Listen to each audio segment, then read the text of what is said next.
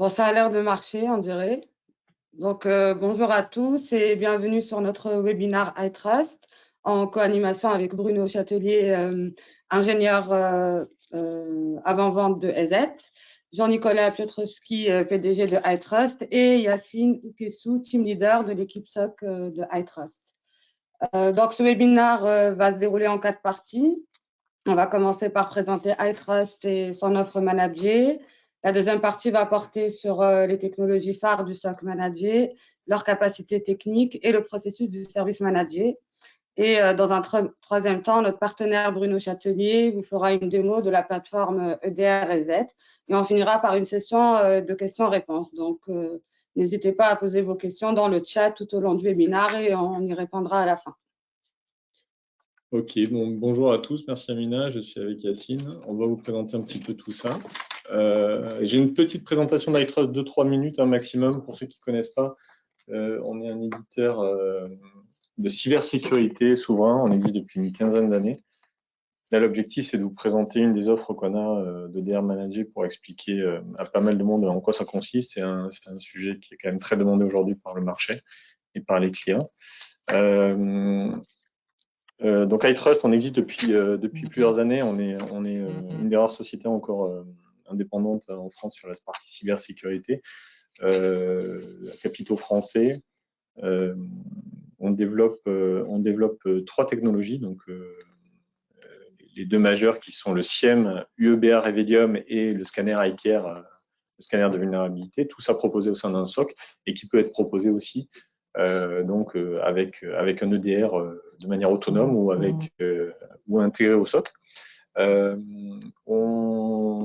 est labellisé sur pas mal de domaines par l'État français ou par des structures référentes. Je vous laisse les découvrir en bas sur les slides, mais je fais assez rapidement puisque la plupart d'entre nous connaissent. Dans les clients qu'on a, alors on a pas mal on travaille sur tous les secteurs hein, depuis pas mal d'années. Alors pour des grands comptes comme les ministères, par exemple, on a 3 ministères qui sont sécurisés par iTrust, comme des petites structures, hein, des cabinets de notaires, des laboratoires biomédicaux, des petites structures médicales, des PME, et puis beaucoup d'ETI ou de structures moyennes à forte croissance, dans tous les secteurs qui utilisent soit nos services, soit nos produits managés, avec une forte croissance évidemment depuis 4-5 ans, puisqu'on est dans le top 3 des sociétés en plus forte croissance en cybersécurité en France. Dans les activités principales d'iTrust, vous retrouvez alors les activités historiques legacy d'expertise, hein, de professional services, donc tout ce qui est expertise en cybersécurité, gouvernance, audit intrusif. Audit intrusif, je crois qu'on a une des plus vieilles équipes de France en Red Team, et des parties aussi qui sont de plus en plus demandées, donc les audits Darknet, les audits Red Team au sens non penetration testing, mais plutôt audit de surface. Formation. Vous avez une grosse partie qui a été beaucoup développée des 3 dernières années, qui est de la partie édition logicielle, qui représente 80% du chiffre d'affaires, où on développe nos propres produits. Hein. C'est des produits qui sont développés en France avec des équipes de R&D en France, à Toulouse et à Paris. Un scanner de vulnérabilité iCare sur le marché du vulnerability management, le SIEM Revedium UEBA qui est dopé à l'intelligence artificielle, et l'EDR. Donc là, on va vous présenter aujourd'hui le travail qu'on fait important avec EZ, EDR antivirus, sur la partie logicielle. Donc ça, évidemment, c'est pas nous qui le développons, c'est des produits qui sont développés par EZ République tchèque. Et tout ça peut être proposé sous forme de SOC, donc SOC managé par le client, par nous ou par un partenaire, on-premise ou en SaaS cloud, et ou en mode white label, c'est-à-dire marque blanche, c'est-à-dire qu'on a beaucoup de partenaires qui de plus en plus le proposent sous forme de SOC marque blanche dans le monde entier, et on va intégrer dans le SOC le SIEM, l'UEBA, la Threat Intelligence, iCare, et en option l'EDR pour les clients qui le souhaitent ou qui n'ont pas déjà d'EDR. Voilà, vous retrouvez l'ensemble de l'offre, le scanner de vulnérabilité Revedium, EZ et les professional services, pour avoir une cohérence de propositions de cybersécurité. Évidemment, un EDR va être complémentaire d'un SOC d'un scanner de vulnérabilité. Et nous, on estime de notre côté, avec l'expérience qu'on a, qu'un scanner plus un SIEM plus un EDR, ça permet d'avoir un taux de protection qui est très élevé. Je touche du bois, mais aujourd'hui, depuis 4 ans, on a 100% de protection de tous nos clients. On arrive à déjouer l'ensemble des attaques grâce à cette panoplie de services et de produits. Voilà pour iTrust, j'ai fait simple. Donc là, vous retrouvez les photographies du SOC iTrust Paris. On a un deuxième SOC à Toulouse qui peut être managé pour les clients. Alors, quand on parle de DR, notamment, ce qui est intéressant, c'est que le DR va être managé aussi par les équipes SOC existantes d'iTrust. Donc, c'est 4-5 ans d'expérience déjà sur le SOC managé pour le proposer à nos clients et donc intégrer tous les process existants du SOC, ce qui va permettre de prévenir les incidents, de les détecter, de les traiter et de garantir la mise en conformité réglementaire des systèmes d'information et des clients, notamment avec les nouvelles réglementations RGPD, CNIL, bonne pratique de l'ANSSI, SOX 27001, etc., qui demandent de plus en plus soit la mise en place d'un SOC, soit la mise en place de protection supplémentaire au niveau des endpoints, donc les EDR, qui sont très demandés, soit par les assurances, soit par les réglementations. Donc, on a effectivement pas mal de demandes à ce niveau-là. Alors, comment ça se passe? Le client peut souscrire un abonnement EZ managé par iTrust, mais aussi compléter son SOC par l'EDR et ou avoir un SOC qui est complété par l'EDR. Donc, on présente souvent les choses ensemble parce qu'on estime toujours pareil que le scanner plus le SIEM plus l'EDR, ça couvre un grand nombre de problématiques d'attaque et ça permet d'avoir un très bon niveau de protection. Alors évidemment, ça n'empêche pas les autres solutions et ça, on peut être amené à proposer à certains clients des compléments de type anti-spam, anti-phishing, des solutions de sauvegarde ou autres, mais c'est à la périphérie puisque notre cœur métier, c'est vraiment de proposer les 3 bons produits qui vont permettre d'avoir un très bon niveau de sécurité. Alors pourquoi un EDR? Ezed vous présentera un petit peu une démonstration et puis le détail des produits avec Yacine aussi. Mais pourquoi un EDR? Parce que c'est l'évolution naturelle de l'antivirus qui est passé d'un modèle de détection de pattern à un modèle de détection comportementale. Et surtout, le point important, c'est qu'on va pouvoir, évidemment, avec un EDR, avoir une remédiation plus facile. Ça ne veut pas dire qu'on ne peut pas l'avoir avec d'autres systèmes et d'autres équipements, mais le fait d'avoir la main sur un poste de travail, de suite, nous permet de bloquer un utilisateur, bloquer un process, mettre en quarantaine, etc., pour de suite essayer d'être le plus efficace possible en amont d'une malveillance, c'est-à-dire la détecter dès l'arrivée ou dès la tentative d'arrivée d'un ransomware, d'une attaque, d'une malveillance, d'un vol de données, etc. Donc, c'est en ça qu'on a une pertinence intéressante sur ce type d'outil-là. Alors, c'est évidemment complémentaire d'un SOC, puisque un EDR va permettre de travailler sur les endpoints, mais avec un SOC, on va pouvoir aussi travailler sur les logs firewall, les logs Active Directory, d'autres équipements qui ne sont pas forcément supervisés par un EDR. Donc, on aime bien, nous, cette cohérence entre scanner, SIEM et EDR. Voilà, ce qui n'empêche surtout pas qu'on ait des clients qui nous proposent, qui nous demandent uniquement piloter leur EDR ou uniquement leur SOC sans EDR. Mais on est toujours non avare de conseils pour bien préciser les atouts et les défauts de n'avoir qu'une seule solution ou plusieurs, et donc d'avoir une cohérence. Alors, sur la partie, pourquoi un manager, c'est la grosse problématique de pénurie de ressources aujourd'hui sur le marché fait qu'on on ne peut pas recruter facilement quand on est un client. C'est très difficile d'avoir des équipes compétentes. Donc, le fait d'externaliser la partie manager EDR, évidemment, est un point important, puisqu'en plus, on va permettre de réduire le coût du service manager en l'externalisant. On peut aussi mutualiser toute une partie d'expertise d'analyse sur des verticales métiers. On travaille par exemple nous sur une verticale métier qui va être la santé ou les notaires. Sur la santé, on va pouvoir avoir un ensemble d'IOC et d'expertise liées aux techniques d'attaque propres à la santé ou lorsque les domaines de santé sont visés par des attaques ou par des malveillances.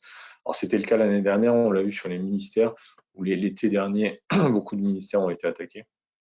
On a pu récupérer des IOC et des expertises sur ce métier-là pour en faire bénéficier les autres clients du ministère.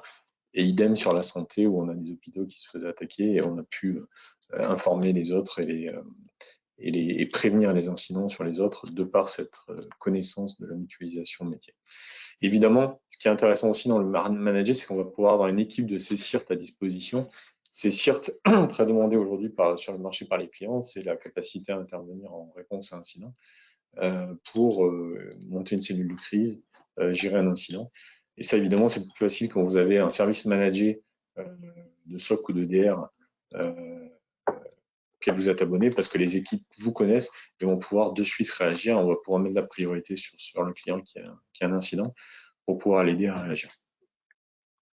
Alors, les atouts de l'EDR Manager, on vous expliquera plus en détail ce qu'est effectivement l'EDR et notamment les aides. L'EDR Manager, alors on est capable de manager tout type d'EDR chez iTrust, on a 4-5 EDR avec qui on travaille. Là, l'objectif aujourd'hui, c'est de vous montrer l'EDR EZ qui est pour nous la meilleure solution parce qu'elle mêle à la fois antivirus, EDR et puis capacité de détection qui sont très élaborées. Et surtout aussi d'avoir une offre souveraine, c'est-à-dire d'être capable de mêler l'offre iTrust société souveraine avec une offre européenne EZ pour permettre une meilleure sécurité, pour éviter que les données de l'EDR ne sortent et ne soient analysées par des gouvernements étrangers. Donc ça, on y tient vraiment, c'est notre force, c'est de pouvoir sécuriser les entreprises européennes de manière souveraine. Donc là, les atouts de l'EDR Manager, ça va être le gain de temps et d'énergie, puisqu'on va pouvoir qualifier plus facilement, évidemment, un incident. Et avoir une équipe qui s'occupe de ce premier niveau de qualification, ce que vous expliquera Yacine tout à l'heure. On a le CCIRT à disposition, c'est ce dont je vous parlais, c'est-à-dire la capacité à faire intervenir le GIGN, parce que le GIGN, c'est les équipes techniques expertes de Red Team, de Blue Team, qui peuvent aider un client en cas d'incident majeur ou en cas de restauration ou d'investigation. Et un gain de coût, évidemment, pour la mutualisation d'un service qui, s'il était internalisé dans une société, coûterait quand même assez cher, parce qu'il faut non pas un seul profil, mais souvent il en faut plusieurs qui aient des capacités différentes, des skills différents, hein, que ce soit du service, du DevOps, la capacité de threat hunting, etc., de threat intelligence. Souvent, c'est des profils qui doivent avoir des compétences différentes, donc c'est assez difficile de monter des équipes dans ce sens. Donc les clients préfèrent souvent avoir un RSSI ou un expert de leur côté, et puis externaliser cette partie managée. Alors à tout niveau, niveau 1, niveau 2, niveau 3, c'est à la demande du client. Voilà, les principes d'un EDR, c'est, Bruno va vous le détailler avec Yacine, c'est de surveiller en temps réel les activités sur les endpoints, donc poste de travail ou serveur. Donc tout ce qui va être appel à des clés de registre, de la mémoire, du CPU, des process, pour vérifier non pas un pattern, mais un comportement, c'est-à-dire est-ce que la machine a un comportement normal. Et si elle n'en a pas un, remonter une alerte qui nous permet, nous, de décider, avec un accord avec le client, un blocage d'utilisateur, un blocage de process, etc. L'analyse des activités reportées, évidemment, l'analyse des comportements suspects, j'en parlais, le filtrage, permet de faire du filtre et de customiser un paramétrage des postes de travail pour avoir une politique globale du système d'information qui soit homogène et qui permette la mise en pratique la mise en place des bonnes pratiques de sécurité. Et évidemment, on va pouvoir travailler sur aussi des règles de détection, donc pouvoir créer des règles de détection automatiques ou des règles de détection manuelles. Donc, il y a certaines choses qu'on peut automatiser, tout absolument pas, on ne peut pas tout automatiser, mais il y a des choses qui sont de très haut niveau, c'est-à-dire de niveau de risque très élevé, qui vont permettre d'être de suite automatisées, donc de bloquer un utilisateur en poste de travail lorsque des événements majeurs se produisent pour éviter toute compromission et propagation d'une attaque ou d'une malveillance. Et la remédiation, évidemment, on en parlait, c'est très important puisque c'est ça qui va nous permettre d'avoir un impact direct plutôt de se connecter sur un AD ou sur un poste en TeamViewer. On va pouvoir de suite agir par des règles automatiques à distance sur des comportements utilisateurs ou machines.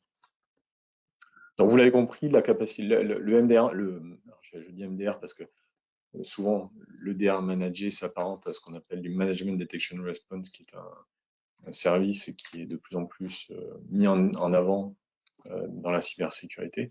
Donc, c'est la capacité à détecter, on en a parlé, performer, c'est-à-dire réduire le nombre de faux positifs, réduire la fatigue de la supervision, puisqu'on a On a une grosse problématique aujourd'hui en cybersécurité, c'est la fatigue qu'on impose aux équipes de cybersécurité. Donc, il faut arriver à réduire le nombre de faux positifs, arriver à prioriser les attaques, à réduire le temps de détection. Alors, non pas uniquement grâce au moteur de corrélation et de pattern, mais aussi grâce à l'intelligence artificielle. Ça, vous savez, pour ceux qui nous suivent, que c'est notre gros dada depuis une dizaine d'années chez iTrust. On travaille beaucoup sur l'IA en cybersécurité.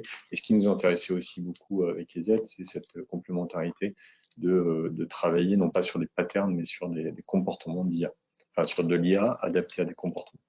Évidemment, les EDR managés peuvent être interconnectés avec le SOC pour avoir une meilleure détection, puisqu'on va compléter la détection par du XDR ou par d'autres sources de données pour arriver à avoir une meilleure capacité de corrélation et de détection et de bloquer le plus tôt possible les malveillances.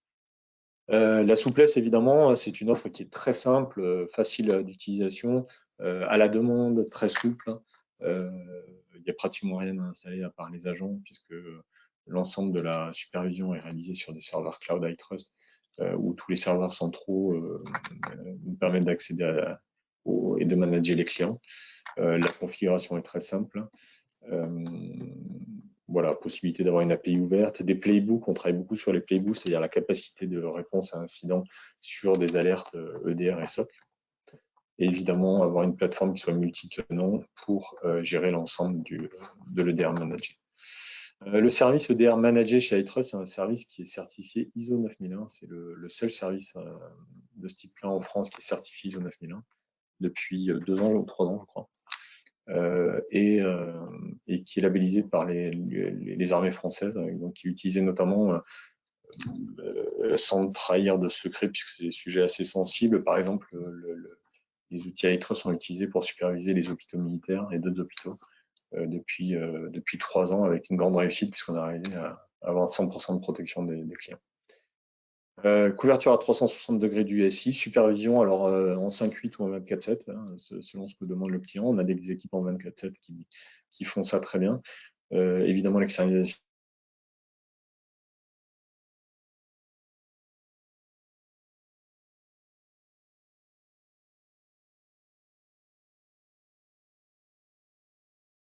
Ressources, en parler.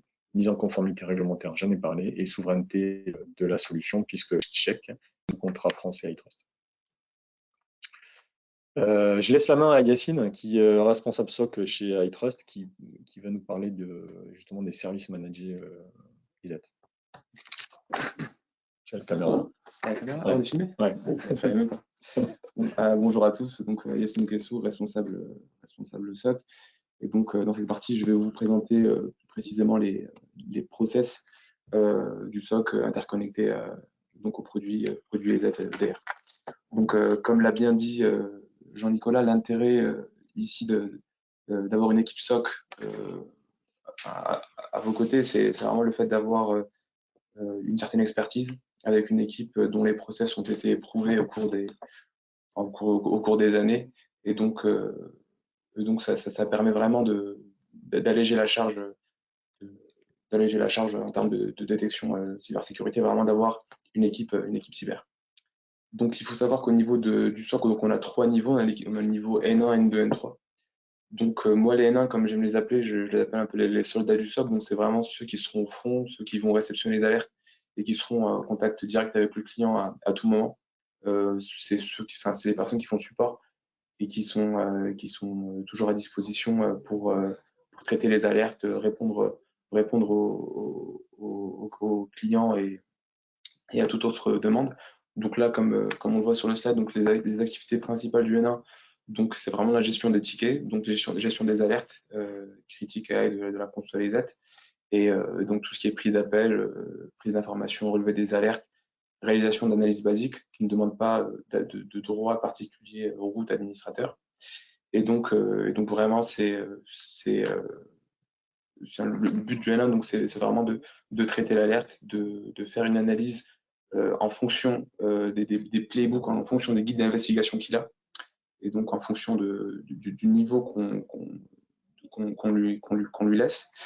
Et donc ensuite, il traite l'alerte, il donne sa préconisation, il contacte le client, il fournit toutes les informations sur les différents correctifs.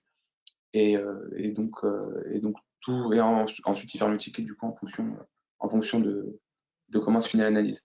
Et donc, il faut savoir qu'on a aussi une procédure d'escalade. Donc, le niveau N1, il fait tout son travail et quand on est sur une analyse qui sort du cadre standard et qui est au-delà de sa compétence, donc il y a une procédure d'escalade qui permet d'escalader l'alerte, la menace au niveau supérieur qui est le niveau N2.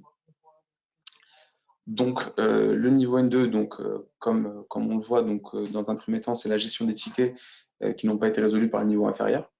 Et donc, c'est tout ce qui est analyse un peu plus poussée. Donc, analyse qui demande des droits administrateurs, donc tout ce qui est, par exemple, se connecter sur la machine et faire en fonction de ce qu'on a à disposition, pouvoir faire des captures de paquets, des logs un peu plus détaillés, etc.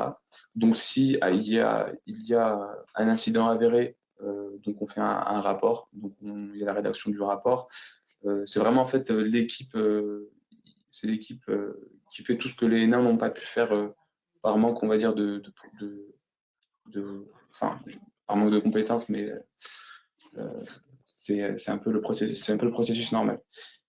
Et donc, il faut savoir qu'aussi les N2 sont ceux qui vont configurer tout ce qui est gestion d'équipements CM et dans la gestion des logs en général. Donc le N2, donc c'est la personne qui va suivre le client sur les différentes étapes de l'analyse d'une investigation, et c'est la personne qui va fournir les solutions à toutes les questions qui n'auront pas pu être répondues plus tôt.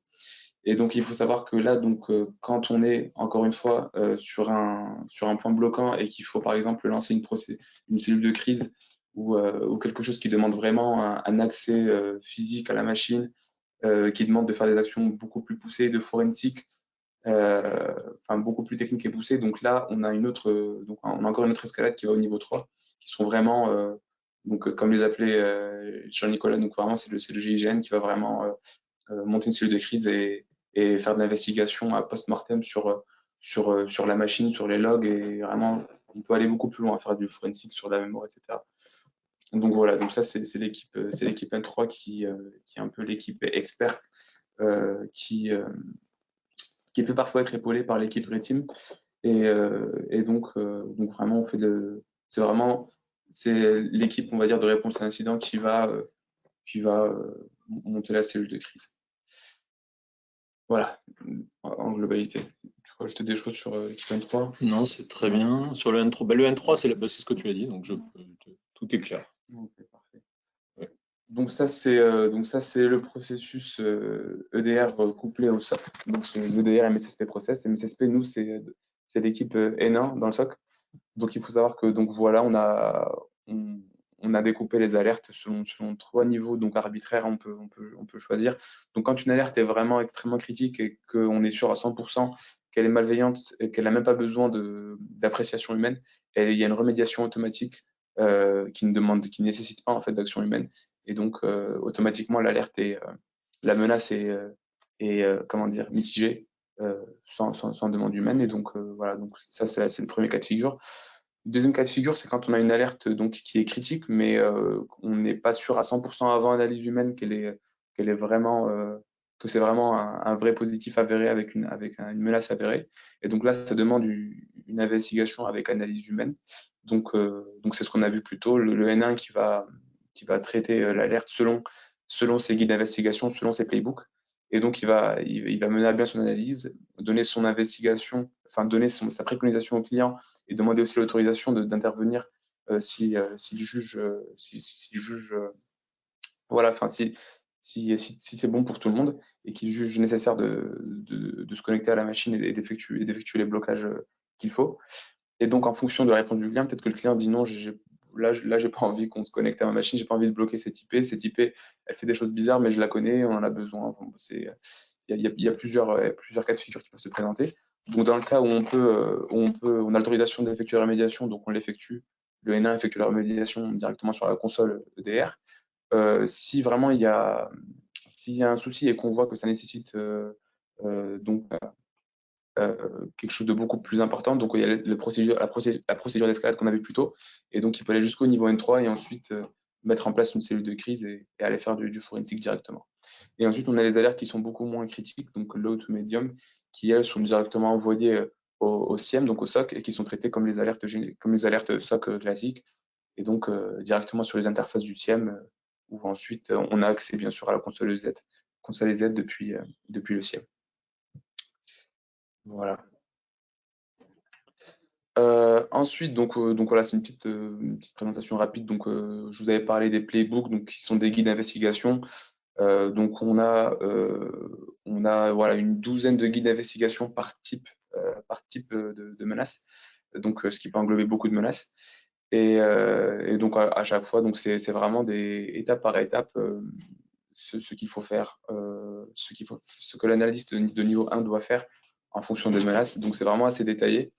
Et donc, ce n'est que lorsqu'une menace sort du cadre standard et que l'analyste n'a pas les outils nécessaires pour mener à bien son analyse, qu'il enclenche la procédure d'escalade et que l'analyste de niveau 2 qui a plus d'expérience, plus d'expertise, reprend l'analyse et fait en fonction des compétences qu'on a à disposition. Donc voilà pour les playbooks, donc c'est nos guides d'investigation. Et ensuite, de manière générale, on a donc on a quand même un bon nombre de procédures au SOC. Donc, on a une procédure là, de classification des alertes qu'on peut extrapoler aux alertes EZ, des procédures de notification. Donc, on a plusieurs moyens de notifier les clients, mail, SMS, téléphone. Donc, ça, on a les procédures de supervision, ça c'est en interne. Les procédures de rapport d'incident, on en a parlé. Escalade, donc N1 vers N2, N2 vers N3. Et donc tout ce qui est procédure d'investigation sur incident, donc ça encore ça fait partie des playbooks et les procédures de remédiation. Donc ça c'est des choses qu'on a en interne. Donc il me semble que c'était ma partie, donc la présentation des processus EZ couplés au SOC. Et là donc il me semble que je vais laisser la main. Je vais revenir en arrière. Donc là je vais laisser la main à Bruno qui va faire une présentation un peu plus centrée sur l'outil. Très bien. Merci Yacine. Merci Jean-Nicolas. Vous m'entendez bien? Oui, très bien. Parfait. Alors effectivement, je vais essayer moi de vous montrer un petit peu ce que EZ propose. Alors attendez, il faut que je trouve le bon écran. Vous me dites si vous voyez l'écran qui s'affiche.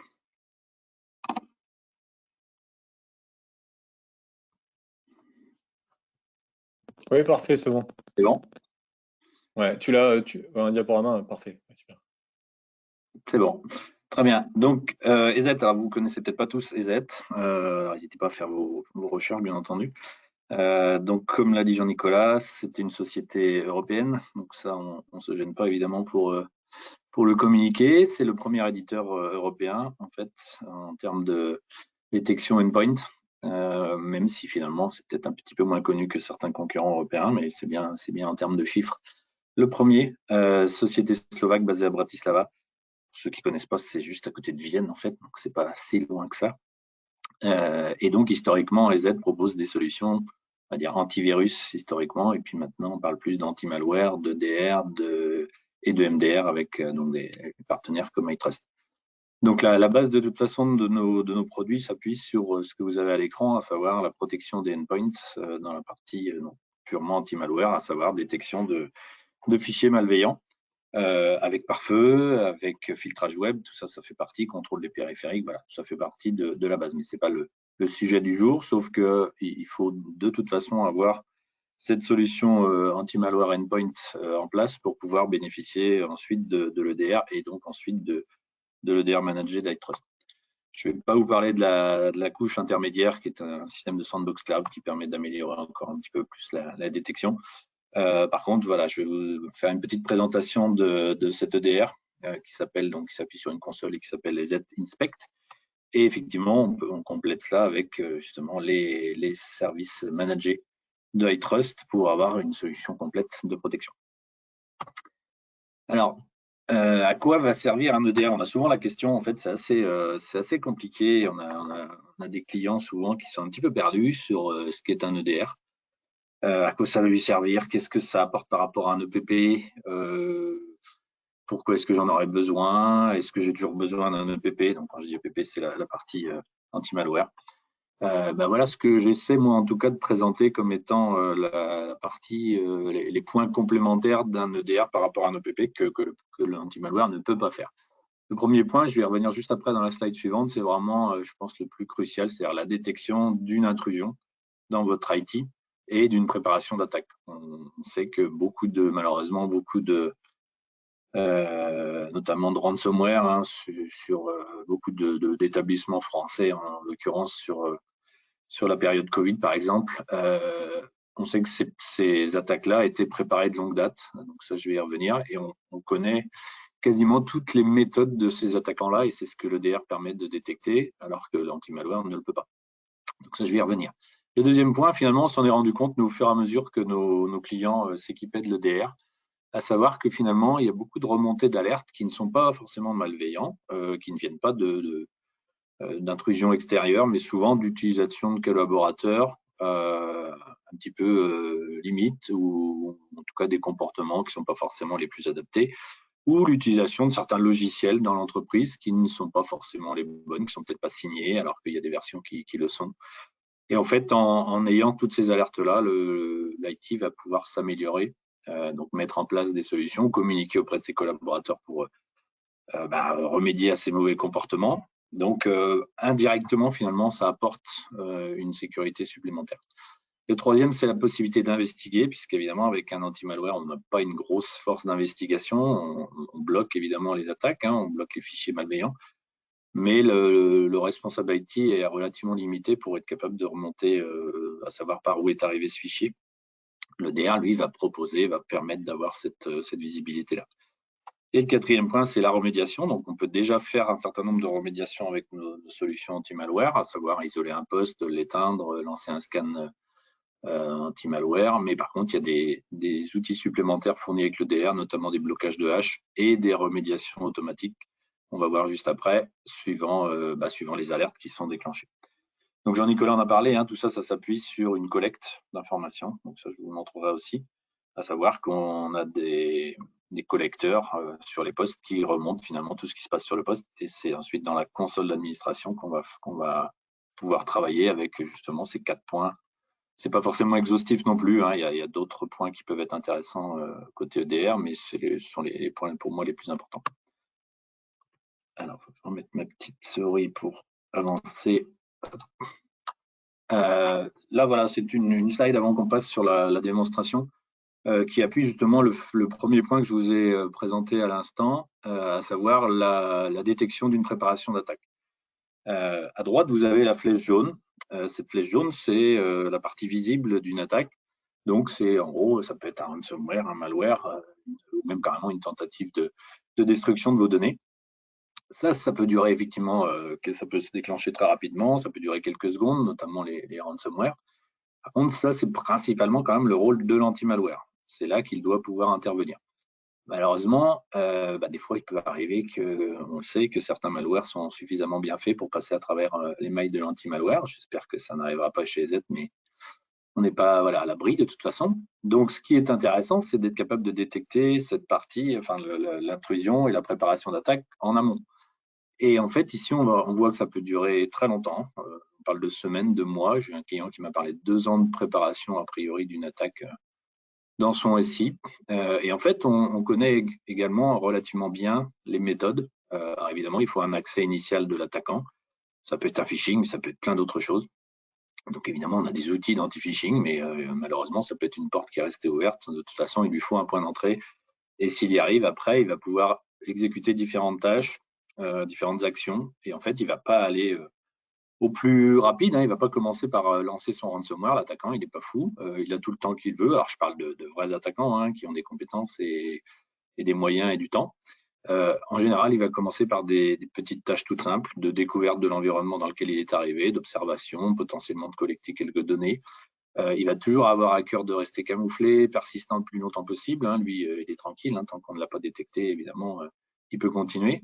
Donc d'ailleurs, une des étapes de la découverte, ça va être de vérifier s'il y a un anti-malware en place, s'il y a un EDR en place. Ça, c'est très important et potentiellement, ça peut le décourager. Sinon, effectivement, il va continuer avec des affaiblissements de vos sécurités, des mouvements latéraux, donc sur d'autres postes pour en connaître encore un petit peu plus. Et puis après, il va augmenter finalement sa capacité d'attaque avec des méthodes d'accès à vos comptes, d'augmentation de droits. On peut utiliser des botnets, notamment à travers des serveurs de commande et contrôle pour télécharger des scripts. Alors là, peut-être que l'anti-malware EZ les détectera, mais on n'est pas sûr. C'est pas forcément malveillant non plus. Et puis, il en arrive à une étape qui est très importante, qui est l'exfiltration de vos données. Donc là, on n'est toujours pas dans la partie visible, malheureusement. Donc, c'est pas parce que vous avez bloqué un ransomware que vous n'avez pas perdu des données. Ça, c'est toujours un souci. Effectivement, si l'attaquant a été capable d'extraire vos données, il va pouvoir vous faire soit un chantage aux données, soit essayer de les revendre tout simplement sur Internet, sur le dark web. Et puis effectivement, voilà, ensuite on en arrive à la partie visible. Donc c'est vraiment toute cette partie-là où vous allez voir que dans la console, finalement, on a des capteurs, des IOC, des indices de compromission d'à peu près toutes ces étapes qui doivent et qui peuvent vous alerter et sur lesquelles évidemment iTrust est vigilant pour vous alerter si c'est bien le cas d'une intrusion. Ok, je sors de là et je vais passer à la démonstration du produit. Alors là, je me mets directement, je ne vais pas rentrer plus dans le détail, je me mets directement sur notre console d'administration de l'endpoint, donc de l'antivirus.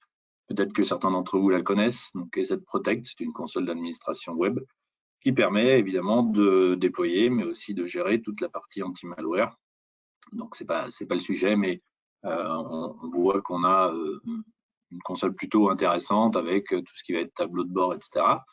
Et en fait, on a également une visibilité des détections EDR à ce niveau-là, puisque les menaces, donc, si je vais dans les menaces, je vais trouver donc certaines menaces antivirales qui sont évidemment bloquées localement, mais qui sont remontées dans mon interface ici. Et je peux également afficher mes menaces de type EDR dans cette même console.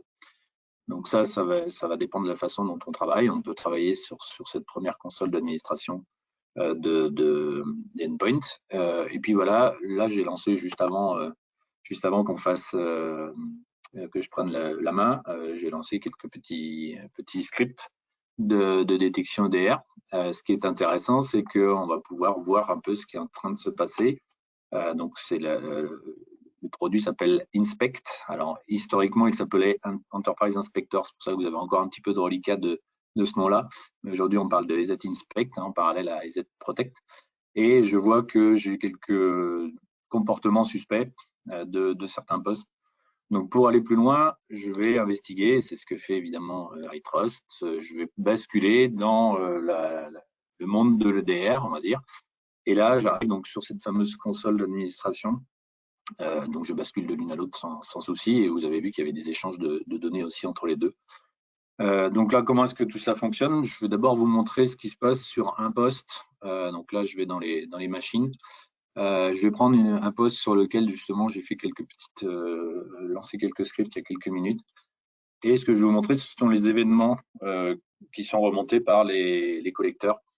Donc en fait, vous avez ici tout ce qui remonte. Alors, vous avez beaucoup de WMI, mais vous pouvez voir ici le type d'information qui est remonté, c'est-à-dire à peu près tout ce qui se passe sur vos postes en termes de création, de modification de process, d'injection de code, de modification, tout ce qui va concerner les fichiers, tout ce qui va concerner les registres, tout ce qui va concerner vos communications, vos connexions TCP, les autoruns, les DLL. Donc voilà, avec tout ce type d'informations, on a quand même une grosse manne d'événements, puisque c'est ça qui est à la base de tout.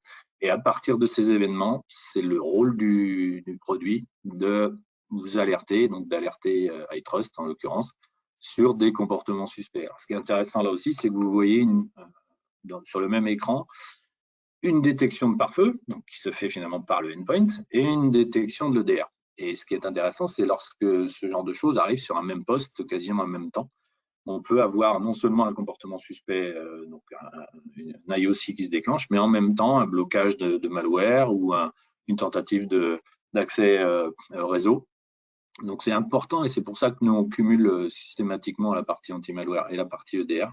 C'est important d'avoir ces informations cumulées plutôt que d'avoir un EPP d'un côté et un EDR de l'autre sans avoir de corrélation entre les deux. Alors maintenant, comment est-ce que ça se passe, comment ça se présente? je peux aller regarder un petit peu plus ce qui s'est passé, par exemple, sur cette règle-là que j'ai déclenchée tout à l'heure. Alors, c'est une règle de type information, donc avec un niveau assez bas. On a 3 niveaux et chaque règle est réglée avec un score de 1 à 100. Et donc ici, on va vous indiquer la règle, donc c'est le travail d'iTrust évidemment, de comprendre pourquoi cette règle s'est déclenchée. Est-ce que c'est bienveillant? Est-ce qu'au contraire c'est malveillant? Donc on essaie aussi de fournir dans cette console des explications. Donc on voit qu'on est parti d'un exe qui, en l'occurrence, lui, a l'air sain, hein, puisque l'exe est bien signé par Microsoft. Il a une bonne réputation côté EZ, donc ce n'est pas le problème de l'exécutable en lui-même, c'est le problème de ce qu'il a exécuté. Et effectivement, on voit qu'il a fait une demande pour connaître les administrateurs et les groupes locaux sur le poste. Donc, ça fait partie du petit rond que je vous indiquais de découverte. Donc, ça veut dire que ça peut être effectivement un attaquant qui est en train de se renseigner sur ce poste-là et de regarder ce qui se passe. Donc ensuite, on va également vous indiquer donc la catégorie, l'explication pourquoi est-ce qu'on a créé une règle. Et puis ici, vous avez une correspondance Mitre-Attaque. Mitre-Attaque, c'est un organisme qui répertorie toutes les techniques d'attaque. On a les CVE qui répertorient les failles sur les fichiers. Là, ce sont vraiment les techniques des attaquants. Donc, ça peut être intéressant aussi. iTrust, évidemment, travaille beaucoup avec le Mitre-Attaque. Et donc, ça, c'est une règle qui s'est déclenchée. À droite, vous avez toute l'arborescence des processus. Donc, vous pouvez remonter dans l'arborescence et essayer de comprendre également ce qui s'est passé. Si je vais sur un cmd.exe, je vais pouvoir trouver tous les événements agrégés par ce CMD, les fichiers, les modifications. Donc ça, c'est ce qui permet à iTrust justement d'investiguer. Et le plus important, c'est finalement de vous montrer l'étendue de la détection. Donc, je vais dans les règles. Ici, vous avez 975 règles en fait créées par défaut. Moi, j'en ai rajouté 3. Et ça, ce sont les règles des IOC proposées par EZ qui sont activables ou désactivables. Ce qui fait que l'outil est déjà équipé d'un attirail de détection d'IOC. Donc, vous n'avez pas à vous en occuper, et heureusement. Il faut savoir que ces règles-là sont créées par nos chercheurs EZ, hein, même pas par nos développeurs. Les développeurs développent le produit, mais les chercheurs, ce sont eux qui connaissent les techniques des attaquants et comment donc les repérer. Et donc, on va avoir pour chacune de ces règles le fait qu'elle est active, pas active. On a l'OS, c'est-à-dire qu'aujourd'hui, on va pouvoir couvrir avec notre DR la partie Windows, Linux et Mac. Vous voyez, vous avez les 3 d'ailleurs à l'écran. Donc, il y a des règles évidemment spécifiques pour certains de ces OS-là. Vous avez également donc le score et puis la catégorie. Et donc, dans les catégories, finalement, on retrouve encore une fois les petits ronds que j'avais dans ma présentation. Donc, si je fais un tri sur ma catégorie, là, on voit que ce sont que des règles sur des communications suspectes. Donc, en gros, ça peut être l'arrivée de l'attaquant.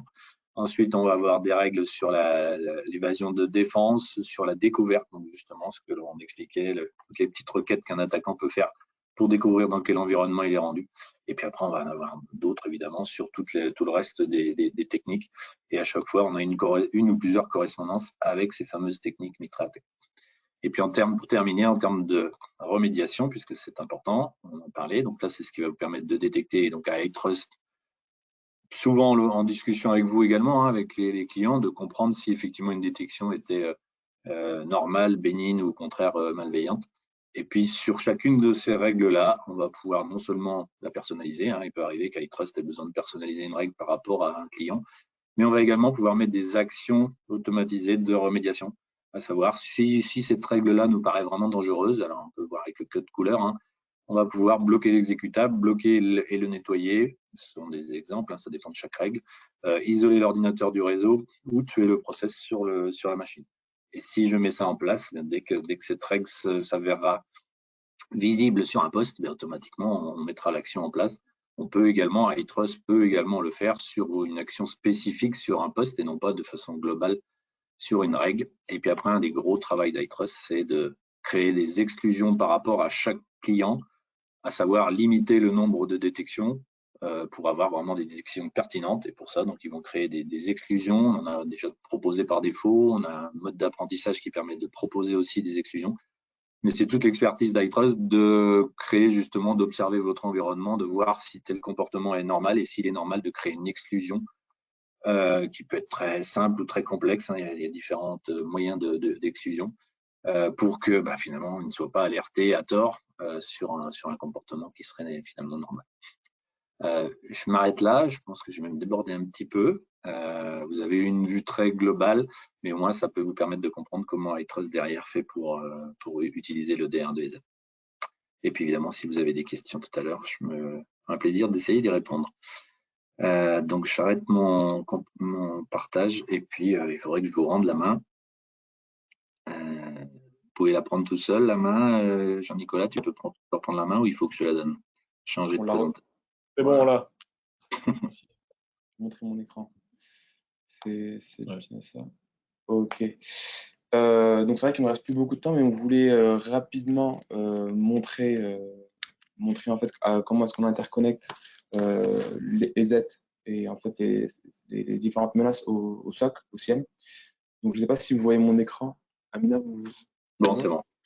Ouais, c'est bon, super, ok, merci.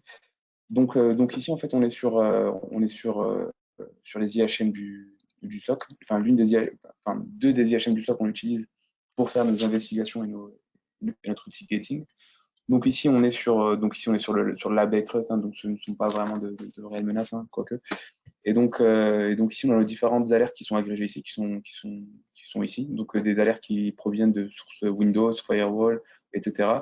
Et donc ici, on voit qu'il y a une menace. J'ai demandé à quelqu'un d'effectuer une petite action malveillante sur un poste pour avoir une alerte TZ. Et donc on voit que l'alerte TZ est aussi envoyée à notre interface c'est centralisé chez nous. Et donc on peut traiter l'alerte directement sur nos interfaces. Et donc rapidement, on peut venir là, prévisualiser l'alerte. On a même un lien Greylog qui nous permet d'aller voir quel est le log qui a fait déclencher l'alerte SOC. Hein. Donc une alerte TZ qui fait déclencher une alerte SOC. Et donc ici, on voit le programme, on voit l'event source, on voit donc le groupe dans lequel se trouve la machine, on voit le nom de la règle, donc pourquoi est-ce que ça s'est déclenché. Et on a même la workstation. Et ensuite, donc, ce qui est intéressant, c'est vraiment de prendre le lien. Donc ici, on a un lien bêta, donc il faut juste le remettre bien. Donc aller directement sur la console et voir en fait exactement ce qui a fait déclencher l'alerte et pourquoi, et est-ce qu'on y remédie, est-ce qu'on fait l'investigation. Donc c'est pour montrer en fait l'interconnexion de tous ces outils. Je ne vais pas reprendre en détail l'analyse parce que Bruno l'a très bien fait. Mais donc voilà, c'était juste quelques minutes pour vous montrer comment est-ce qu'on interconnecte EZ au ciel. Voilà. Je te laisse, Ouais, mais merci à vous. On regarde si on a des questions. Parce que c'est vrai qu'on a été un peu long, mais tant mieux. Plus c'est long, plus c'est bon. Attends, je vais couper la. Je vais revenir juste sur la présentation. C'est ici, je pense. Ouais, c'est ça. Ouais, c'est là. D'accord. C'est bon, on m'entend. Donc, on a des questions. On a quoi comme question? Bon, est-ce qu'il sera possible d'avoir la vidéo du séminaire? Donc, oui, bien entendu. On la mettra à disposition. On a des questions de type. Alors, je lis juste avant pour voir si. Oui, et le SOC, vous parlez de SOC en marque blanche, qu'est-ce que ça veut dire? Ce sont des équipes tiers qui opèrent, mais l'infra-technique est chez vous. Alors oui et non, en fait le SOC marque blanche, c'est des partenaires qui veulent proposer le SOC, alors soit managé par eux, c'est-à-dire soit ils managent le SOC, les logiciels iTrust et Z par leurs équipes, soit ils sous-traitent l'ensemble du manager à iTrust. Et là, ça peut être des serveurs qui sont soit chez nous, soit chez le partenaire. C'est beaucoup utilisé sur des partenariats à l'étranger pour des sociétés qui veulent monter des SOC en marque blanche, c'est-à-dire fournir de suite les mêmes services et les mêmes produits qu'iTrust, mais très rapidement à leurs clients pour élargir leur domaine de compétences. Donc vous vous retrouvez des fois sur le marché avec des SOC qui sont pas clairement affichés comme iTrust alors qu'ils le sont. Voilà. C'est juste ça. Ça marche très très fort. Serait-il possible d'avoir la vidéo? Oui. On en a parlé. Quelle est la particularité des produits, de vos produits par rapport aux autres produits déjà existants? Alors sur la partie EZ, je pense que Bruno a pas mal répondu. C'est la force des EZ, c'est d'avoir un des meilleurs EDR du marché techniquement avec les capacités de détection qu'ils ont, et après d'être européen, donc d'avoir une offre souveraine. Ça c'est les points qui sont importants. Alors évidemment, les tarifs EZ sont quand même très intéressants.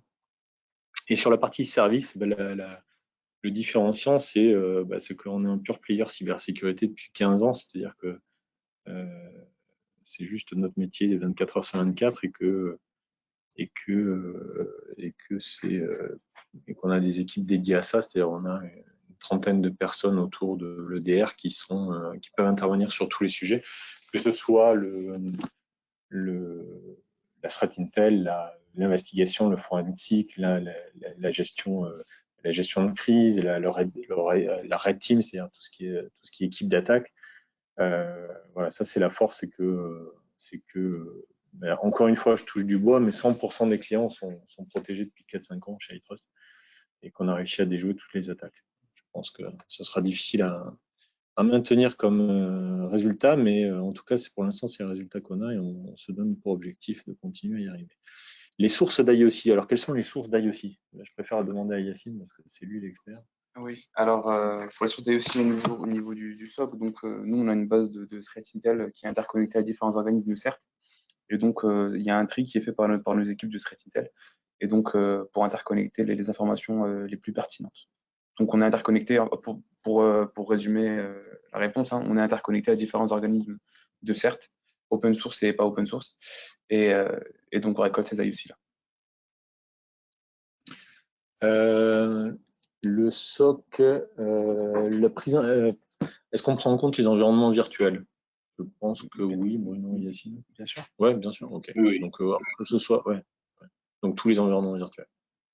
Et pratiquement tous les types d'OS, hein, sauf ceux qui sont vraiment très, très vieux, mais a priori. Ouais, jusqu'à IBM. Jusqu'à IBM.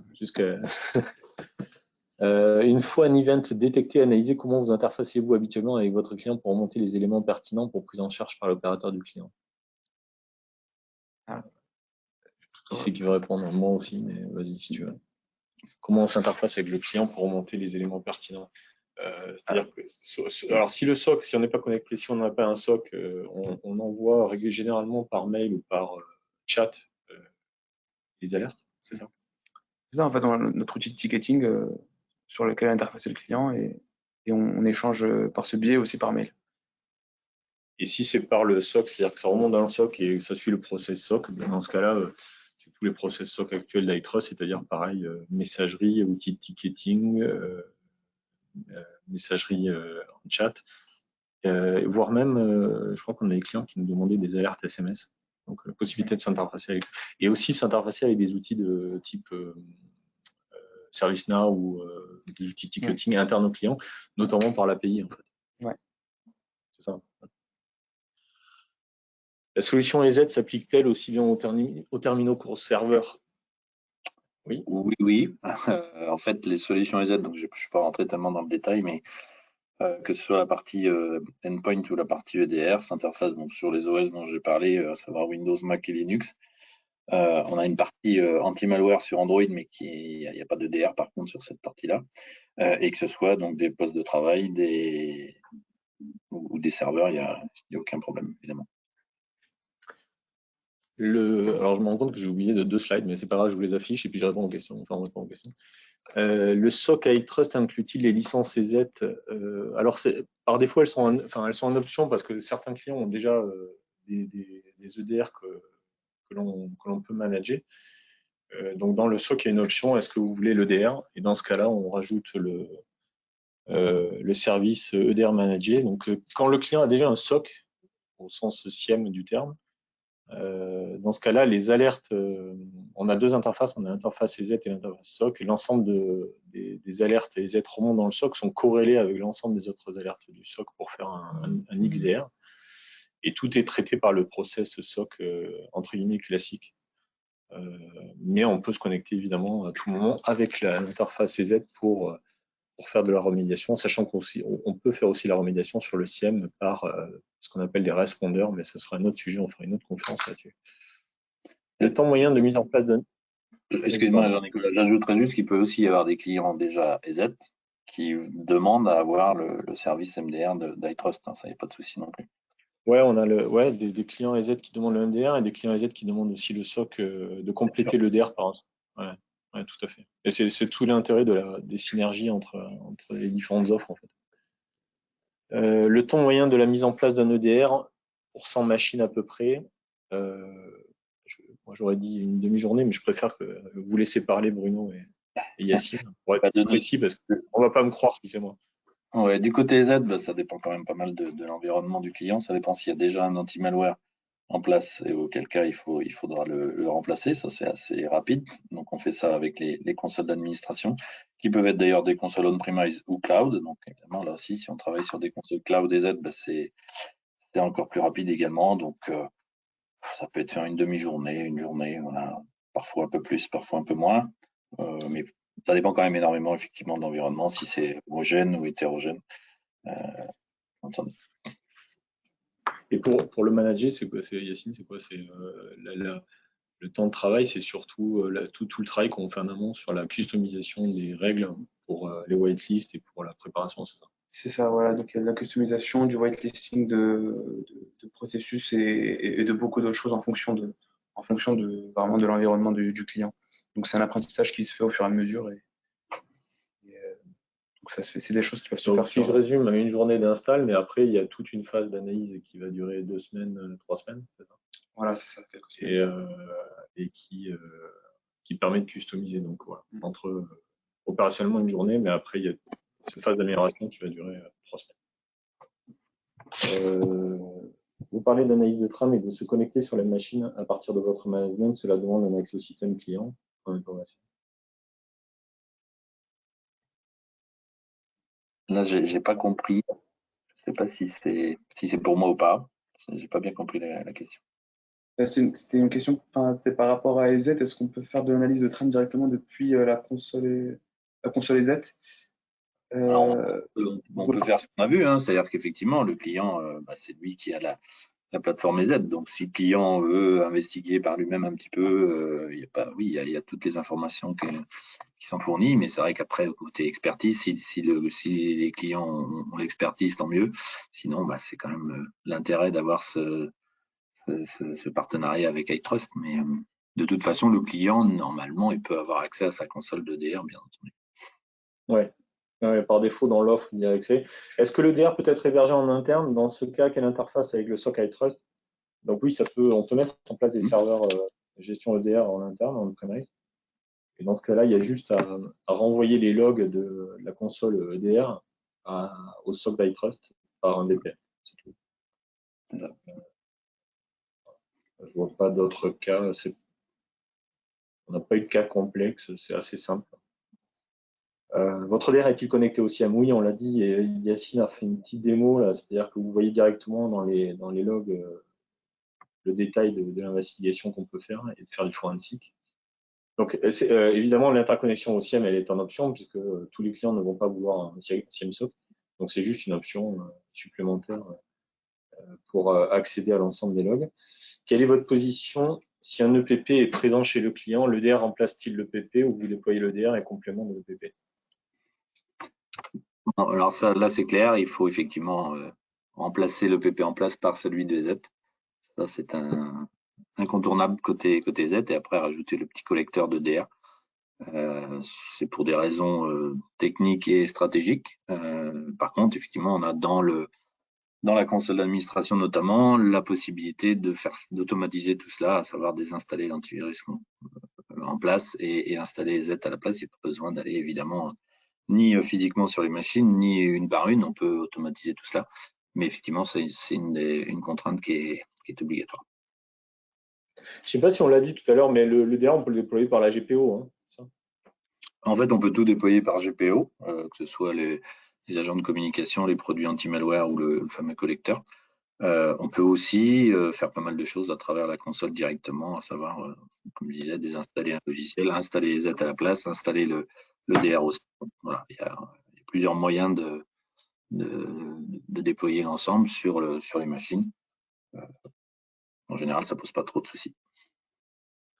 Ok, bon, j'en profite juste pour finir mon dernier slide, là, si vous avez encore quelques questions. Donc, je vous ai mis une tarification classique sur l'offre. Hein. On n'a pas la visibilité là, a priori, hein, sur le. Ah, pardon, bah, tiens, tu fais bien de me le dire. Non. Ok, il est là. Voilà. Ouais. Donc, la tarification et puis l'abonnement évolutif, c'est-à-dire qu'on peut le faire à l'IP, au nombre d'IP supervisés annuellement. C'est un abonnement annuel. Le DR serveur est en cloud iTrust mutualisé. Il peut être mis en premise, comme on en a parlé avec la question qui vient d'être abordée. Le client a accès à la console EDR en multitenant. Le supervisé par défaut est heure ouvrée, mais évidemment, on peut faire du 24/7. Le niveau 1 et 2 du SOC sont inclus. Le niveau 3, souvent en tout cas par défaut, est en ticket de service. C'est plus facile pour répondre à des problématiques d'urgence. Avec une comitologie pour des parcs qui sont plus importants, on va avoir une comitologie plus importante. Bon, évidemment, tout est en option et on peut l'activer ou pas, mais ça, c'est un pack, je vous présente le pack qui est le plus classique chez nos clients. Le MCO est inclus, c'est-à-dire qu'on s'occupe évidemment de la maintenance en conditions opérationnelles et en conditions de sécurité de la plateforme centrale. Installation automatique par GPO et offre souveraine européenne. Voilà, bon, on peut avoir des modifications de ce pack de base. Pour ça, il suffit juste d'en parler avec le commercial. Il y a notamment cette problématique pour les clients aussi qui auraient déjà un antivirus et qui ne souhaitent pas le désinstaller. On a des solutions, donc ça, pour le coup, on vous conseille d'en discuter avec iTrust au cas par cas. Voilà. Est-ce que tu as d'autres questions, Amina? Comme on a été long, je pense que c'est pas mal. Pour ceux qui étaient présents, on vous enverra la vidéo. Ok. Ok, bon, mais écoutez, merci à tous. Merci Bruno, merci Yacine. Merci Amina. Merci à vous, merci à tout le monde. Et bon appétit et bonne journée. Merci, bonne journée.